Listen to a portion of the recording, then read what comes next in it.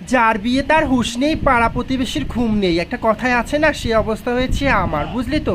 আমার যে আজ কিন্তু আমি বৌভাতে মেকআপ করতে চলে এসেছি দমদম ক্যান্টনমেন্ট। এখানে এসে তো জাস্ট অবাক, এই যে আমার ব্রাইড দেখো, ও তো কোনো কথাই বলছে না, চুপচাপ মনে হয় ঘুমাচ্ছে জানি না, কিন্তু অনেক চেষ্টার পর একটু হাসালাম। কলকাতায় যা গরম পড়েছি 44, বাপরি, এই গরমের মধ্যে কিন্তু নন এসিতে কাজ করা মানে একটা চ্যালেঞ্জিং ব্যাপার। সেজন্য আমি প্রত্যেককে ব্রাইডকে বলেছি যেন একটু এসি ব্যবস্থা করতে, আর ওদের বাড়িতে তো এসি ছিল, আমার অসুবিধা হয়নি।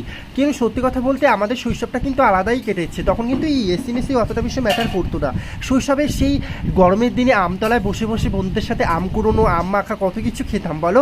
একটা সুন্দর পরিবেশের মধ্যে আমরা মানুষ হয়েছি, কিন্তু যত দিন যাচ্ছে তত আমরা পরিবেশের সাথে খেলা করছি। কথা বলতে এত বেশি তাপমাত্রা কিন্তু খুব বেশি এফেক্ট পড়ে শরীরের ওপর। সেই জন্য প্রত্যেককে বলবো, দেখো আমরা প্রত্যেকে মিলে কিন্তু এর থেকে রেহাই পেতে পারি। তার জন্য বলবো সবাই কিন্তু পরিবেশ সম্বন্ধে একটু সচেতন হও, সবাই মিলে একটা করে 10টা করে গাছ লাগাই।